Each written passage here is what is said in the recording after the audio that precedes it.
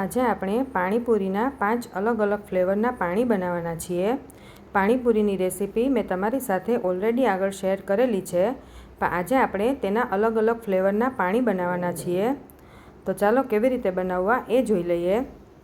પહેલાં આપણે જીરા ફ્લેવરનું પાણી બનાવવાના છીએ। તો તેના માટે એક મિક્સર જારમાં 2 ચમચી શેકેલા જીરાનો પાવડર લઈ લેવાનો। તમે શેકેલું જીરું પણ લઈ શકો છો। પછી આપણે તેમાં આખા મરી એડ કરી દેવાના, થોડા ફુદીનાના પાન એડ કરી દેવાના, 1 ચમચી જેટલો ચાટ મસાલો, 1 લીલું મરચું, મરચું તીખું છે એટલે મેં 1 જ એડ કર્યું છે। પછી તેમાં સંચળ પાવડર, મીઠું સ્વાદ પ્રમાણે એડ કરી દેવાનું અને 1 લીંબુનો રસ એડ કરી દઈએ। પછી આપણે 1 કપ પાણી લીધું છે, પણ પહેલાં આપણે થોડું પાણી નાખીને તેને પીસી લઈશું। પછી આપણે બીજું પાણી એડ કરી દેવાનું છે।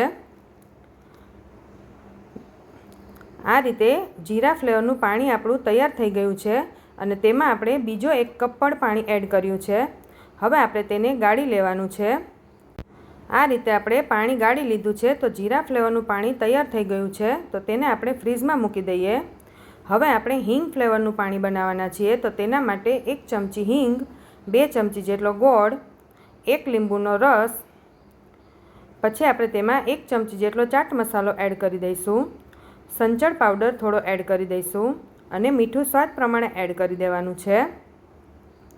પછી આપણે તેમાં અડધી ચમચી લાલ મરચું પાવડર અને 1 કપ પાણી એડ કરીને સારી રીતે મિક્સ કરી લઈએ અને તેને પણ આપણે ગાળી લેવાનું છે। અને પછી તેમાં પણ આપણે બીજો 1 કપ પાણી એડ કર્યું છે। હિંગ ફ્લેવરનું પાણી તૈયાર થઈ ગયું છે, તો તેને પણ આપણે ફ્રીઝમાં મૂકી દઈશું। હવે આપણે આમચૂર પાવડરવાળો ફ્લેવર બનાવવાના છીએ, તો તેના માટે 2 ચમચી જેટલો આમચૂર પાવડર, 1/4 કપ જેટલા લીલા ધાણા, 1 થી 2 લીલા મરચાં લઈ લેવાના છે। એમાં પણ 1 ચમચી જેટલો ચાટ મસાલો, થોડું એવું સંચળ પાવડર, મીઠું સ્વાદ પ્રમાણે એડ કરી દેવાનું છે। તેમાં પણ આપણે 1 કપ પાણી એડ કરીને આ રીતે પીસી લઈશું અને પછી તેમાં પણ આપણે બીજો 1 કપ પાણી એડ કરીશું। તો આમચૂર પાવડરવાળું પાણી પણ આપણું તૈયાર થઈ ગયું છે, તો તેને પણ આપણે ફ્રીઝમાં મૂકી દેવાનું છે। પાણી ઠંડુ હોય તો ખાવાની મજા આવે છે એટલે। હવે આપણે ફુદીના ફ્લેવરનું જે તીખું પાણી આવે તે બનાવવાના છીએ, તો તેના માટે ફ્રેશ ફુદીનો, ફ્રેશ લીલા ધાણા, 2 લીલા મરચાં,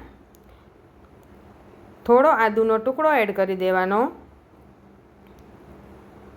પછી આપણે તેમાં મીઠું સ્વાદ પ્રમાણે એડ કરી દેવાનું છે, થોડો સંચળ પાવડર, હિંગ એડ કરવાની છે, 2 ચમચી જે પાણીપુરીનો મસાલો આવે એ એડ કરી દેવાનો છે।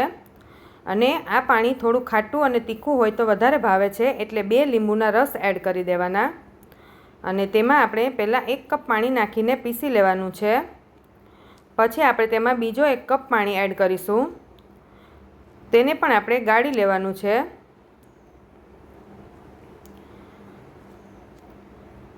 તો તૈયાર થઈ ગયું છે આપણું ફુદીના ફ્લેવરનું તીખું પાણી।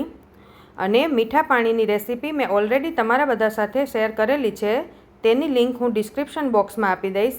હવે આપણે બધા પાણીમાં આ રીતે બૂંદી એડ કરી દેવાની છે। તો તૈયાર થઈ ગયા છે આપણા અલગ અલગ ફ્લેવરના પાણી।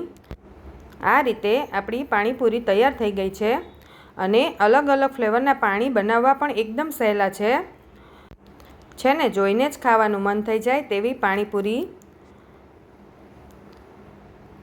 તો તમે પણ ઘરે જરૂરથી ટ્રાય કરજો। તમને મારો વિડીયો ગમ્યો હોય તો લાઇક, શેર અને સબસ્ક્રાઈબ કરવાનું ન ભૂલતા। તમને મારી આજની આ રેસીપી કેવી લાગી એ મને કમેન્ટ કરીને જરૂરથી જણાવજો।